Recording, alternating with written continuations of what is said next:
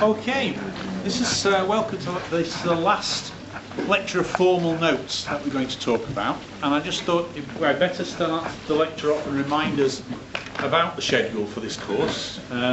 So tomorrow afternoon, Dr. Gorry will take over and talk to you a lot more about experimental reaction dynamics.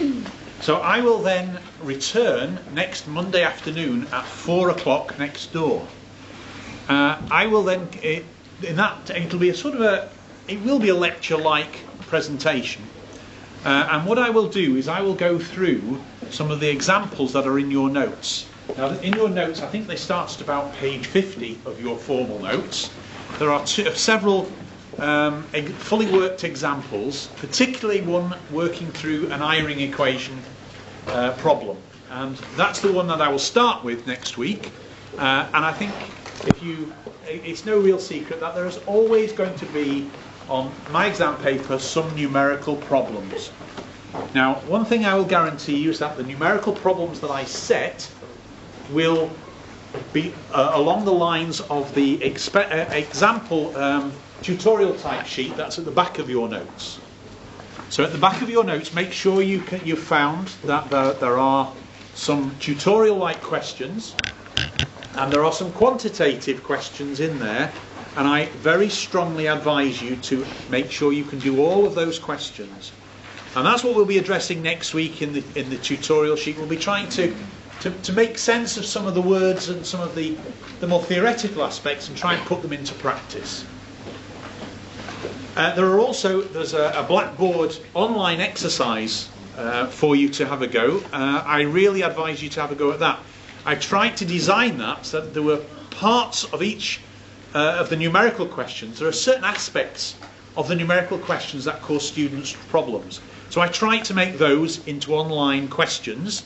And if you can work through all of the answers on the online quiz, then you're certainly 90% of the way there. They're specially designed to try and help you through the difficult parts of the problem. Another thing, next Tuesday, that's next Tuesday in week 5, Tuesday the 26th, Professor Donald Trular is visiting this department, and he'll be giving a presentation. It was scheduled for next door, but I think it's going to be in GEO5. Now, Professor Trular is one of the world's leading theoreticians. He was really the pioneer of computational solutions to using transition state theory. So he really is the world leader of this course. The course that we've just done, he spent the first 20 or 30 years of his career, and probably all the rest of it when I think about it, tidying up this particular subject area. So if any of you are actually really very, very interested in what I've been talking about, then he will at least take it on and try and I have no idea what he's going to talk about, but I'm sure it'll have some relevance. So I should advertise that.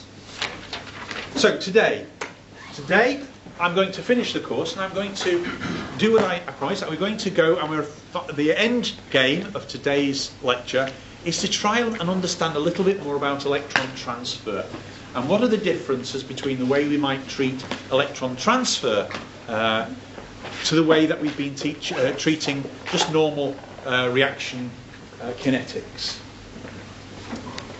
So in order to do that, last week we were learning about the adiabatic potential energy surface. That's the normal potential energy surface, a normal continuous potential energy surface.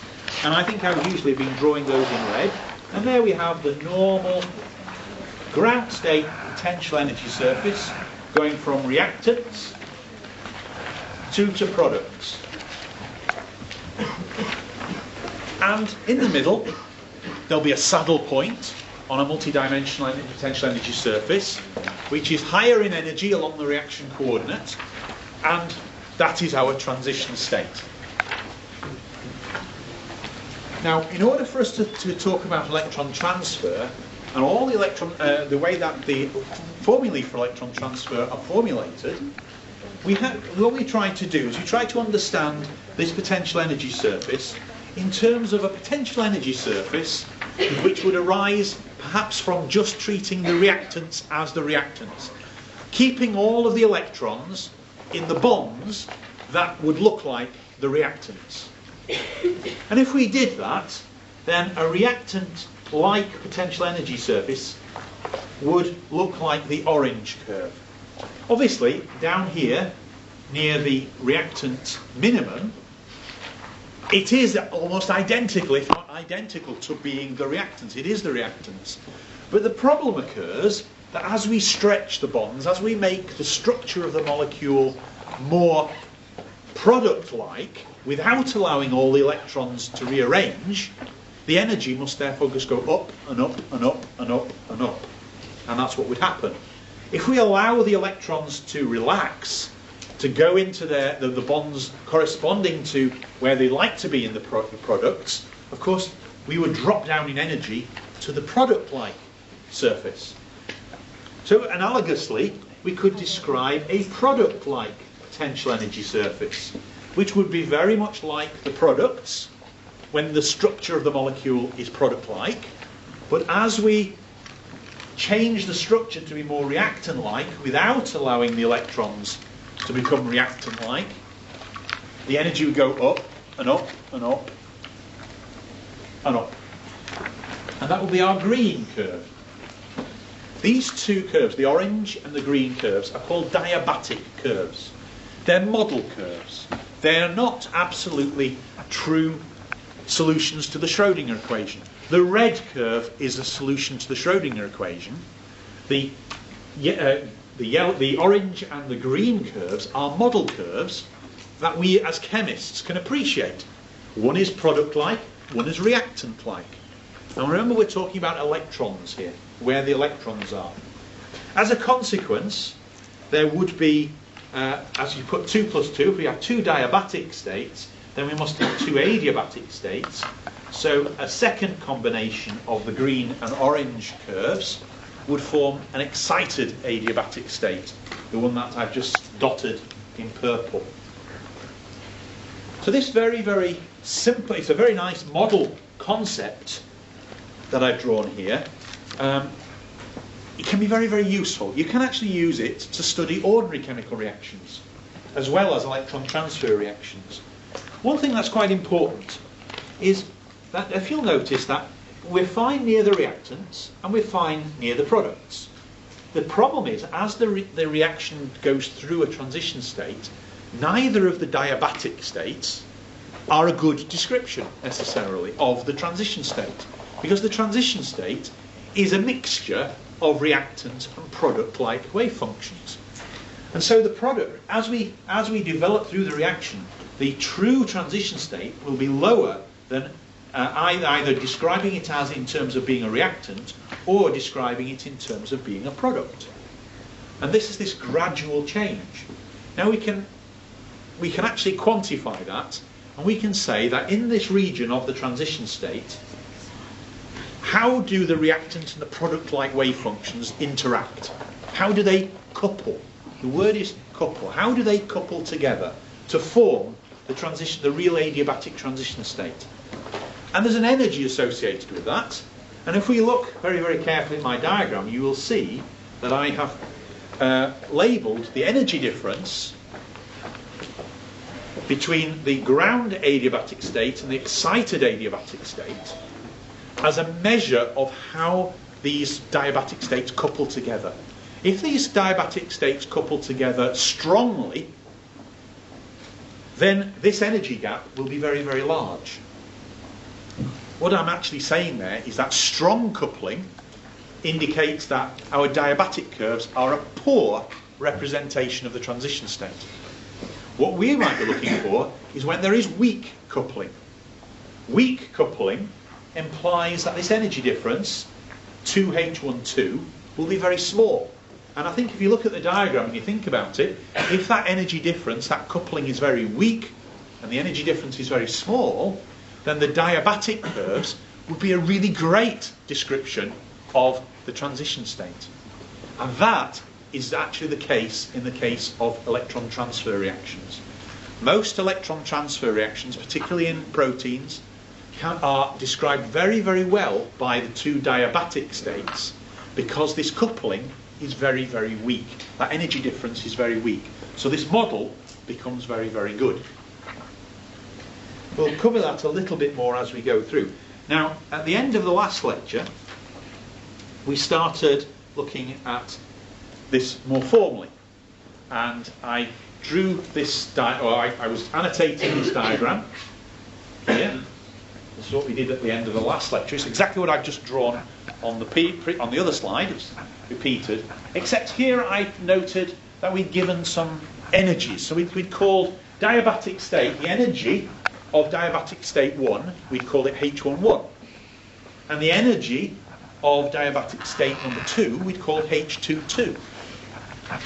And the energy of the adiabatic state, we called E1. Of course, all of those energies depend upon the structure.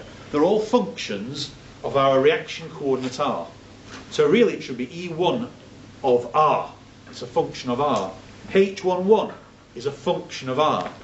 H22 is a function of that distance there, because the energy changes as R changes. Now, I've indicated to you that the two diabatic states, our model states, are not solutions to the Schrödinger equation. Now, I want you to think of the analogy with Huckel theory that you learnt a little bit about last year. And I think you were all very happy that, let's say, a 2p orbital in a molecule is not a solution of the Schrödinger equation for a molecule. And another 2p orbital in a different part of the molecule is also not a solution to the Schrödinger equation. But what you did in Huckel theory is you said, if I start with 2p orbitals and I solve the Schrödinger equation for the interaction between the electrons whilst in those two orbitals, then I obtain pi-like orbitals. Huckel theory was pi-like orbitals. And what you did is you developed what was called a secular determinant, a solution to the Schrödinger equation. I'll just zoom in a bit there for you, up on there. And you wrote down what was called a secular equation. And each column and each row corresponded to a 2p orbital. And, of course, in order to get the full pi orbitals out, you had to solve this secular equation, the Schrödinger equation, to obtain an energy of a pi-like orbital. Now, I'm doing exactly the same thing. I'm saying I want to develop an energy of the molecule. I want to evolve a description of my molecule, not in terms of p orbitals, but in terms of these diabatic states. So I have two columns and two rows. The first column corresponding to diabatic state 1, the second column corresponding to diabatic state 2, and I follow exactly as we did with Huckel theory, and I said that means that my Schrödinger equation is exactly this. This is the Schrödinger equation.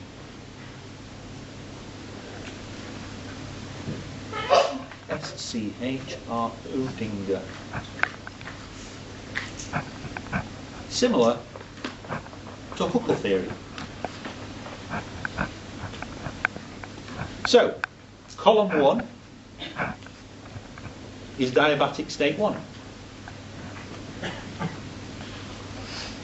And column 2 is diabatic state 2. Just like it was p orbital number 1 and p orbital number 2, look at the interaction between them and find out the final total energy of the molecule. And E is the total energy of the molecule. If you remember how to solve this, this is a determinant. These vertical lines imply a determinant. So if we want to solve that determinant, oh sorry, I forgot to zoom it out, there we go. If I zoom out a bit more so I can write a bit more on here. In order to solve a determinant, remember what you do. You multiply this by that, and then you subtract, so it's that times that. Alright, what colour I've used? Black, here we go. Minus that times that. Okay? Remember that? That's what a determinant equals. It doesn't matter particularly, it's not an essential part of the course. It's just to remind you of how you solve that equation, how you solve the Schrodinger equation. And you did that repeatedly last year with Dr. McDowell. If you do solve that Schrodinger equation, and you do write out what it equals, you will solve it, and you will end up with the solution that is below. This is fully expanded in your notes. The maths and the proof of that is fully expanded in your main notes if you want to follow through and do the algebra. But basically you multiply that by that, subtract that by that, do a bit of algebra. Note that you have to use the quadratic formula because there are two solutions, E1 and E2. And the two solutions are, well, here we are. E will be either this plus a half this, and the other solution will be this minus a half of that. And if you then follow through and remind yourself that at the crossing point, this is the crossing point, let me draw it in red. At the crossing point, that's the crossing point, where the two states cross each other, and they're equal in energy. So the energy of diabatic state 1 is equal to the diabatic state at the transition state. The transition state is R hash. That is the transition state. If you follow the algebra through, you will obtain that solution that I had, and I showed you in the previous slide when we started the lecture, that the gap between the two adiabatic states is 2H12, this magical coupling energy. And the transition state lies exactly H12 above the E1 adiabatic surface. So, let me just very briefly redraw that for you. Okay, let me redraw that for you. So, what have I got? I've got an adiabatic surface. I've got a diabatic surface. Let me get the same colours. Let me try and use the same colours. Orange and green. Orange. Okay. Orange and green. Okay.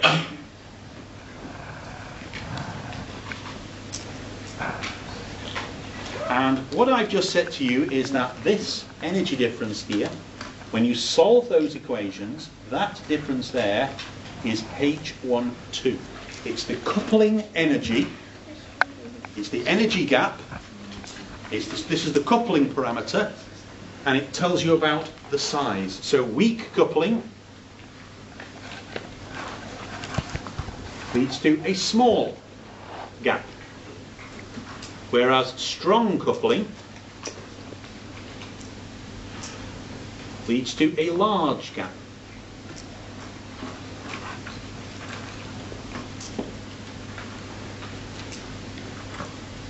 Okay, that's just trying to summarise what we've been saying. And this, at all times, we're talking about that being the transition state, which is R dagger.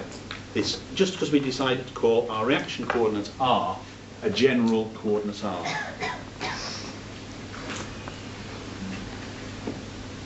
Okay, so that's our summary. This is the concept. Now, what I'd really like to do is I'd like to talk about electron transfer. So let's talk about electron transfer. In your notes, there is a full explanation of an electron transfer reaction, because electron transfer reactions, there are multi-steps to any reaction. I'm only going to talk about the rate limiting step. Okay, the rate limiting step in an electron transfer reaction is the actual transfer of the electron. So there's going to be a pre-reaction step where the reactant and the reactants come together. So you remember the reactants are going to have to come together, and then at some point the electron can transfer. After the electron has transferred, the two fragments can then separate. I'm only going to talk about the step when the two reactants have come together and the electron is transferring. So I'm going to talk about a general molecule. I'm going to call it DA. D is for electron donor. A is for electron acceptor. So this is either two molecules, D and A, have come together to form a Da complex. Okay, so this is our donor acceptor complex.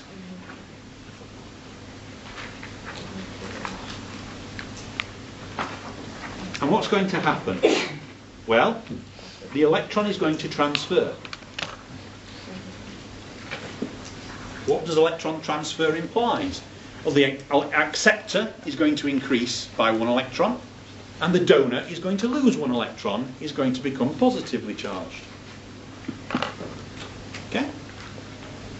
So let's now take my diagram that I've got here, and let's remind ourselves what I mean. I'm saying the reactant is the Da molecule, and the product is a zwitterion, Da minus. So hopefully you can now relate back to something we talked about, an example of this reaction that we saw in the last lecture was lithium fluoride. Lithium fluoride, the electron is either on the lithium or it's on the fluorine. You can have a zwitterion or you can have a donor, a neutral covalent complex. So the orange line is when the electron is always on the donor. Remember, the orange line is when the electron is on the donor. The green diabatic state is when the electron is now on the acceptor part of the molecule.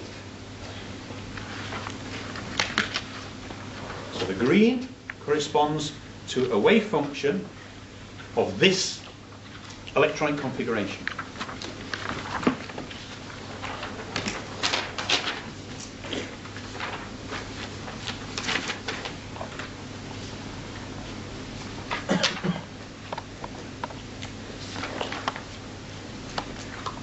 Is everybody happy with that so far? Is anything? Just give you a bit of a pause, because now I want to just take a sideways step. You may find it easier to think in terms of these electron transfer reactions, but I did mention to you that this whole concept here can also apply to ordinary chemical reactions. In fact, Evans and Polanyi, who won their Nobel Prizes, they actually were only thinking about normal chemical reactions. Here's that picture again. It's the same picture. And this is why I was really trying to explain to you about teaching you a toolkit for looking at the literature. If you open a book on the literature, this is what you'll see. You'll see this picture of 2 diabatic curves crossing, and all sorts of nomenclature, and a very, very useful equation. So let us go through this picture. Curve 1 is our diabatic state 1, so this could be our donor acceptor. State 2, curve 2, corresponds to our second diabatic state, maybe the donor acceptor zwitterion. Now there are some very, very important what I've done in your notes is I've proved this very, very useful formula here. And this is a very, very important proof. Why do I feel that this is a very, very important proof? Well, there are a number of reasons.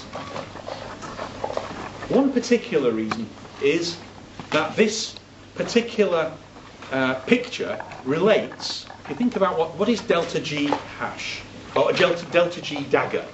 Delta G dagger on your diagram, I'll do it in purple, is this distance here.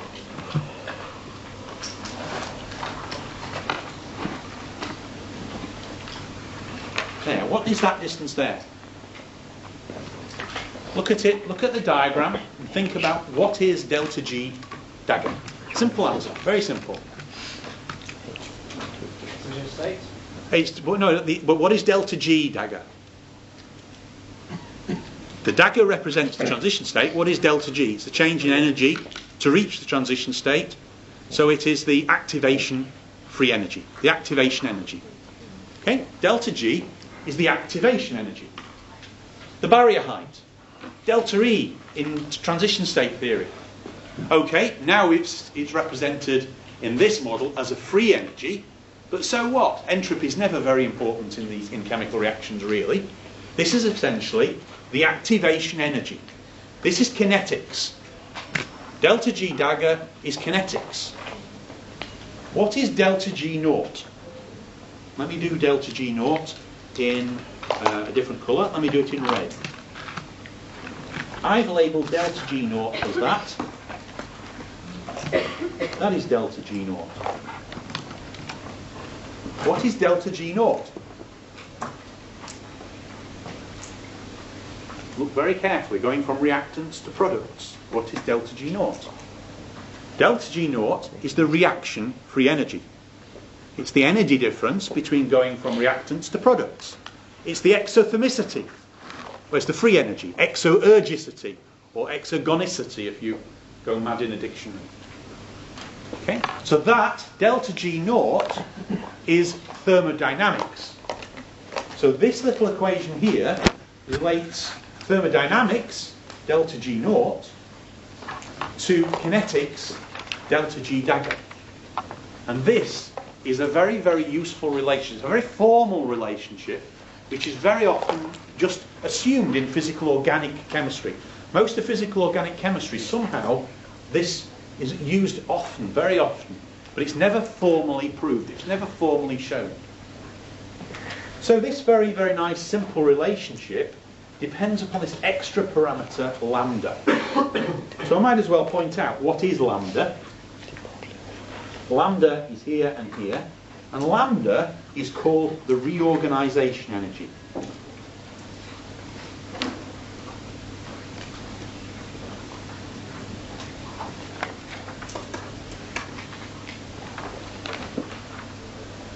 So what is the reorganization energy? And this is where you've got to be very, very careful, because far too many textbooks have got this printed wrongly, or at least not printed correctly. Because, for example, Atkins depends on which version of Atkins you pick up. Some versions of Atkins, because he puts these two curves to be isoenergetic, he'll put delta G 0 to be equal 0. He'll have the reaction to be isoergic. You'll have zero exothermicity. And then lambda can get a bit confused. This is the correct definition of lambda. So it is the energy, it's an energy, this is a free energy, it's an energy of the reactants, or at least of the reactant wave function at the product structure. Let's do it the other way around. It is the energy of the product structure with all the electrons in the same electronic configuration as they would be if they were reactants. Okay? So this is the product's structure, but that is the energy of the reactant wave function.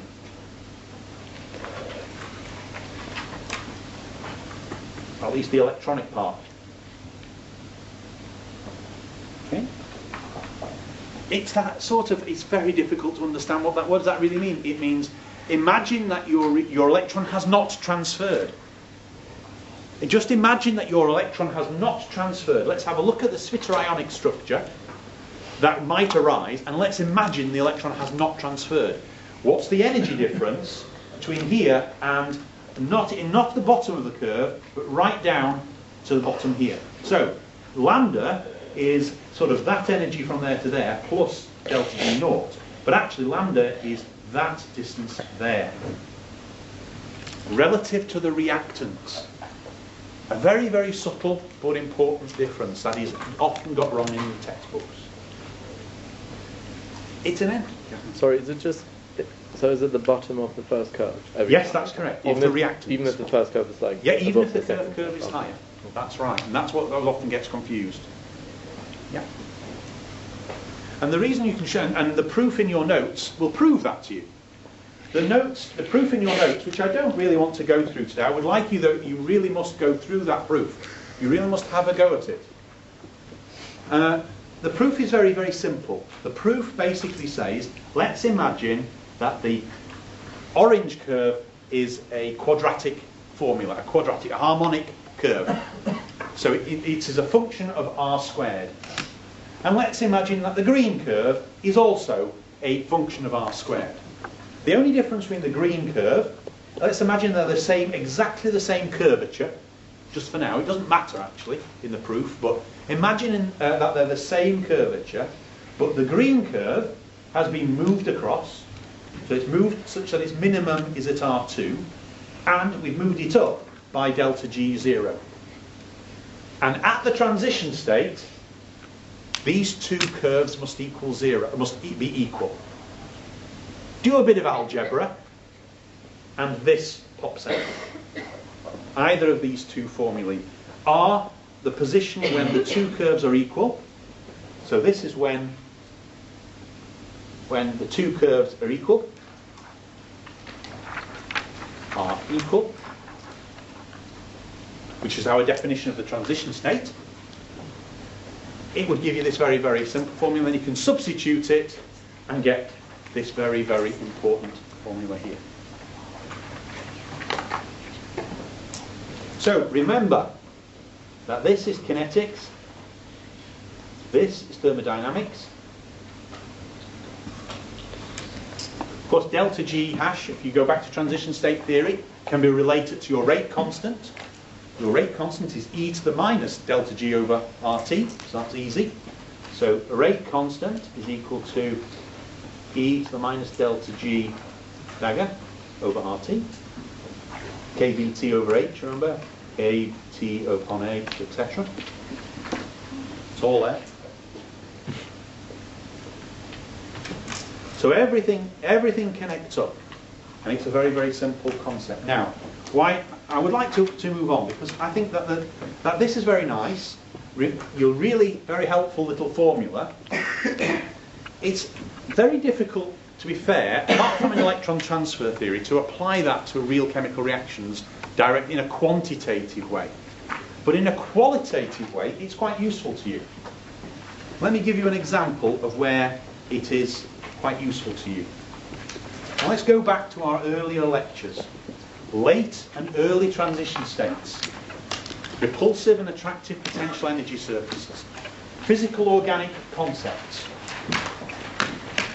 Let's imagine three different cases, three different common reaction problems. Let's start with the first one. So let's remember that this formula, delta G dagger, equals lambda plus delta G naught squared, all over 4 lambda. What does that formula say when I take a reactant and a product curve? Reactant and product curve. But I force them to be the same energy.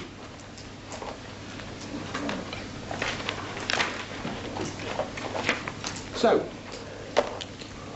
delta G naught is 0.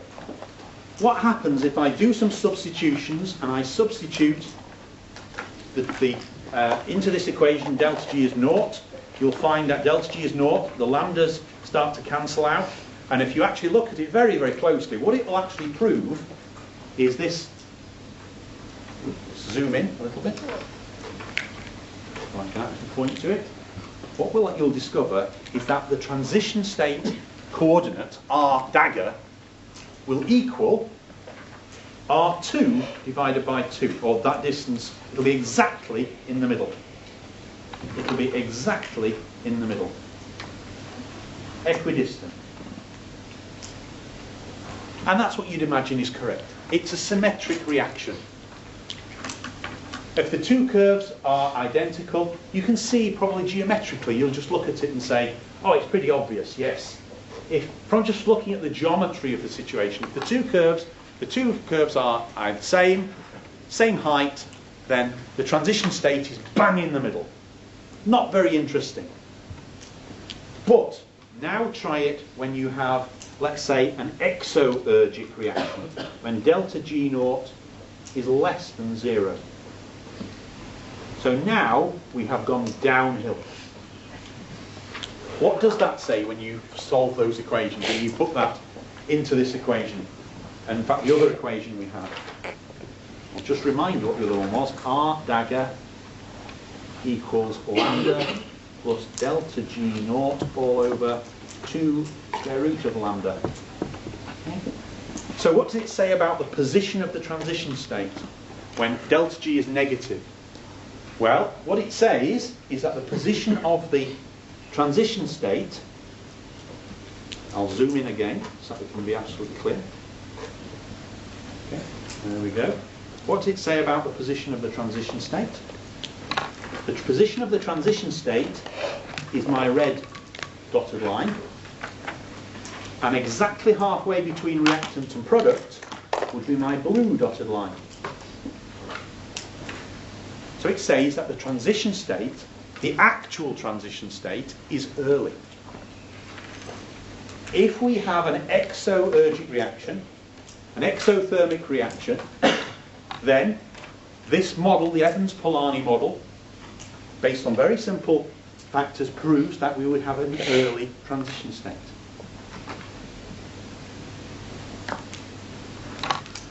R dagger is less than the halfway mark.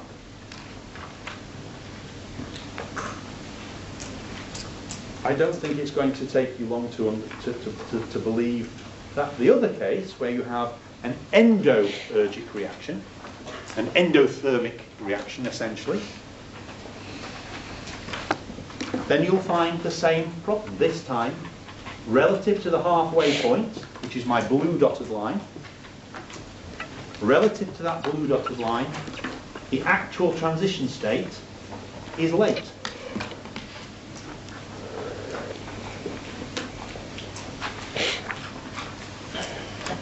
And that occurs when it was an endoergic reaction. So this very, very simple Evans-Polanyi model is extremely useful. It connects back to all that stuff we were talking about in the first few lectures. Using diabatic states, this very simple idea of diabatic states, we are now able to go back and prove and understand a relationship, an actual quantitative relationship between kinetics and thermodynamics, and now physical organic chemistry in terms of where the transition state might be. Now please don't take this as gospel. This is a very simple, one-dimensional picture. It is a model. It's a starting point, like all chemistry models. There are many exceptions where the actual details of the surface don't quite work out. But you'll find that in general it's a very good starting point. Most, very certainly simple chemical reactions will certainly follow this pattern. And it's a very good start, and we can prove it. That's a nice part of that. Now,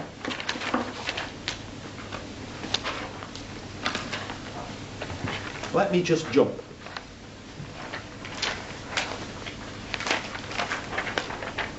So, what else does the Evans-Polanyi model tell us? And this is where Marcus and Bell got into the act. Certainly Rudy Marcus got involved, and he used the Evans-Polanyi model, this relationship, this very simple diabatic curve relationship, did a bit of quantum mechanics with it, and he applied it to understand the difference with an electron transfer reaction. And he said, let us start at a donor-acceptor complex, DA. The start, the reactants. Let us only consider the reactants. Now, on the left-hand side of my diagram here,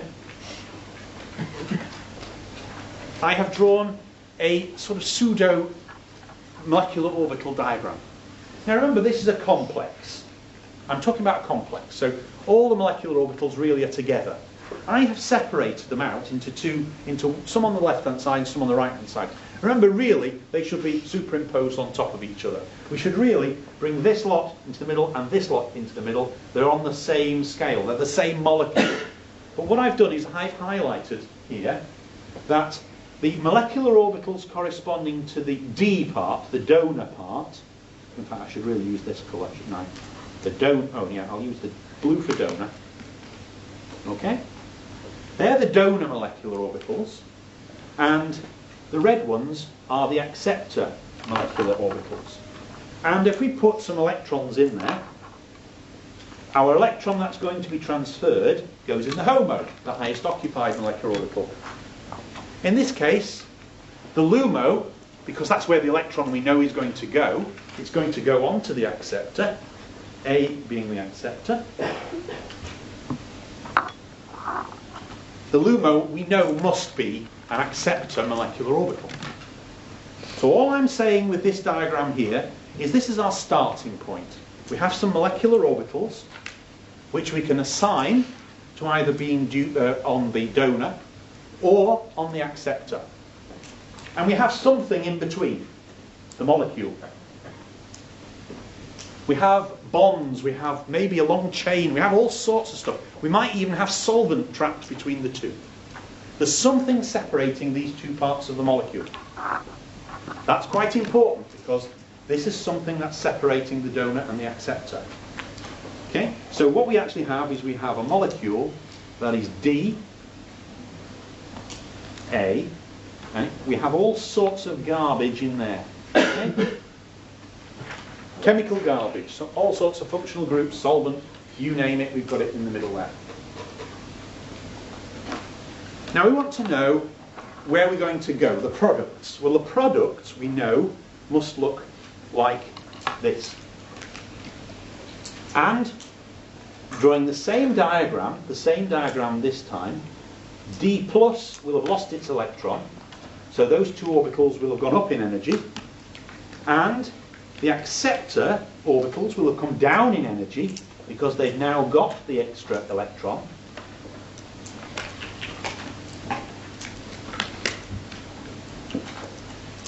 That is going to be the product state. So you lose an electron, your orbitals go up in energy. You gain an electron, you've got a bound electron, the energy of the orbitals will come down. That's standard chemistry. So we might suppose we've got this situation. Again, remember we've got some garbage in between. Now, what we're really interested in is how do we go from there to there?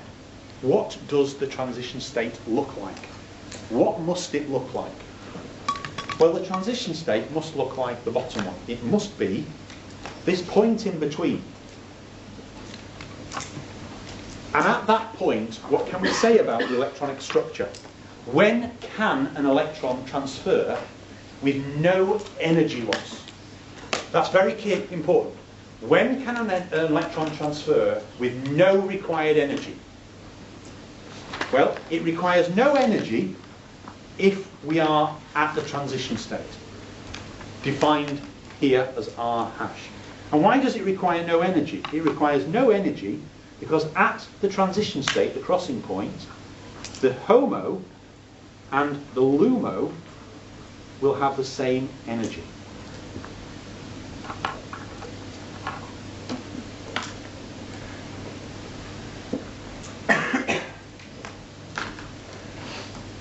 This is very important. At the crossing point, the reactant curve and the product curve are the same energy, and that implies that we can transfer the electron from the HOMO to the LUMO with no cost in energy.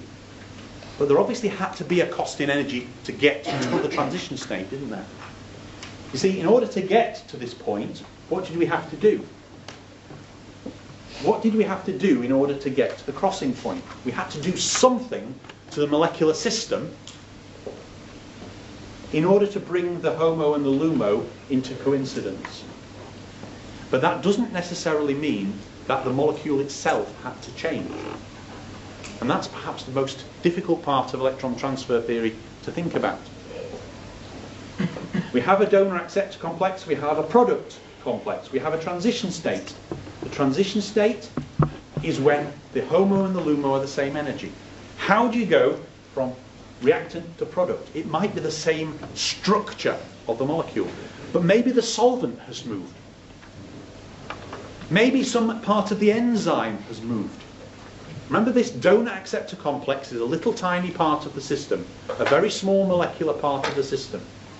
And maybe the enzyme has completely changed itself around, the spaghetti's moved, and when the spaghetti moves, the HOMO and the LUMO become the same. So this energy change, the energy change in order to go from there to there, this energy change does not have to be within dA. It could be something else. It could be solvent. And this is very important because that means that this coordinate that I've defined, the coordinates are, the reaction coordinates,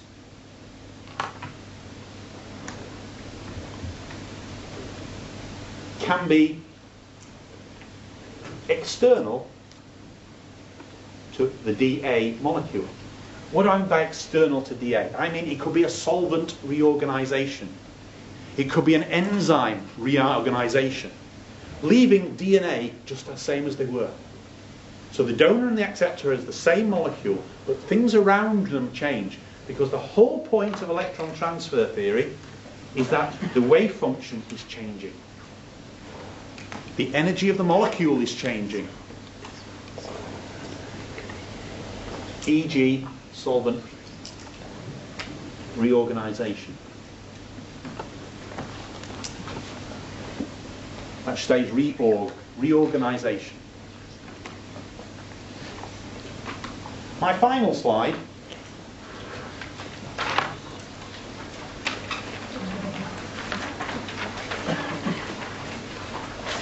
emphasizes that on the bottom here.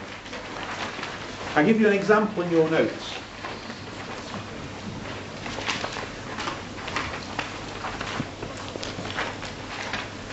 And the notes, please read them if you're interested in electron transfer theory, because the notes start to explain to you a little bit, hopefully, what I've tried to do in the course, and you'll obviously maybe have a different opinion. I've tried to give you the toolkit to understand the notes, to understand what's going on. You're very aware that I have not gone through every line of your notes, every mathematical formula, every nuance in the notes. The notes are your chemical knowledge. I have always believed that my job here as a lecturer is to guide you through the material. And then you can go away and read it again, pick up all the detail. So what do I want you to take away from this picture and this message? Well, the most important thing that I want you to take away is that when it comes to electron transfer, transition state theory still works. It still depends upon transition state theory, because we're still going from reactants through a transition state to products. But what's different is that the transition state involves a change in the molecular orbitals. It's a change in the electron potential. Whereas perhaps for an ordinary chemical reaction, the reaction coordinate is definitely bonds stretching, bonds moving. So one of the big differences between electron transfer theory and ordinary chemical reactions is the definition of our coordinate, our reaction coordinate. Very important difference, and that means that the nature of the transition state, how you get to the transition state, can be very different. So, in fact, if I look at the transition state theory for electron transfer, just apply transition state theory as we did before, they use the Eyring equation, you could write down this formula that the rate of electron transfer theory, KET, the rate, would be a transmission coefficient, the rate of crossing the transition state nu, followed by some Boltzmann factor, some exponential to get you up and over the barrier, the activation energy. So the delta G part is in order to get up and over the barrier. Okay? So this part is to cross the barrier. But here, this will be the rate of crossing barrier. We studied that, that's the Eyring equation. What's different with electron transfer theory? What did Marcus do with this Polanyi equation, with a bit of quantum mechanics? What did he do to change it? By recognising the difference in this coordinate, the difference in what's happening at the transition state. Well, what he did is he introduced this extra. He replaced the rate of crossing the barrier with this very, very simple exponential, e to the minus beta r. He still says you've got to cross the barrier, you've got to get to the barrier. Whatever your molecular system as a whole has to do, some energy has to go in order to get you to the transition state. So this e to the delta g dagger is the same concept. It may be a very different mechanism. It may be the enzyme, as I said, changing. It may be solvent reorganizing. But you have to put some energy in. But once you put in enough energy to get you to the point where your HOMO and LUMO of your donor acceptor are the same, the electron can transfer with no energy change, and this is the factor that determines how fast that will occur. Beta is a constant. R is actually a distance between the donor and acceptor. Go back to last lecture when I told you about quantum mechanical effects. Quantum mechanical effects, we know, are more probable when things are closer than when they're a long way away. It's related to a de Broglie wavelength. A long wavelength means things can be further apart. But in general, the closer two things are, the more likely things can happen quantum mechanically. Electron transfer is very quantum mechanically. An electron can transfer over 12 angstroms with no energy loss whatsoever. 12 angstroms, electron can go from there to there with absolutely no energy change required. 12 angstroms is a long way in chemistry, from one end of a molecule to another. 8 angstroms. So protons, they can go over about 2 angstroms, maybe. Electrons, we're talking 10 plus angstroms. So your donor and acceptor can be a long way away. But the R factor says that the closer they are, the more likely it is to occur. And that's the nature of this e to the minus beta r term. This is saying that this replaces the rate of crossing, as you can see, and it is a quantum mechanical factor. The closer the donor to the acceptor, then the faster the rate.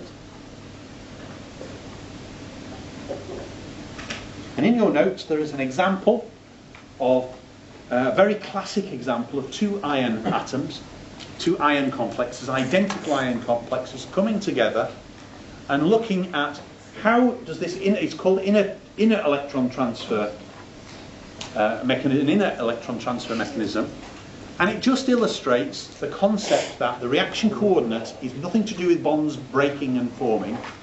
The electron transfer coordinate is all about the water molecules around it moving around and changing position and causing electron transfer to occur.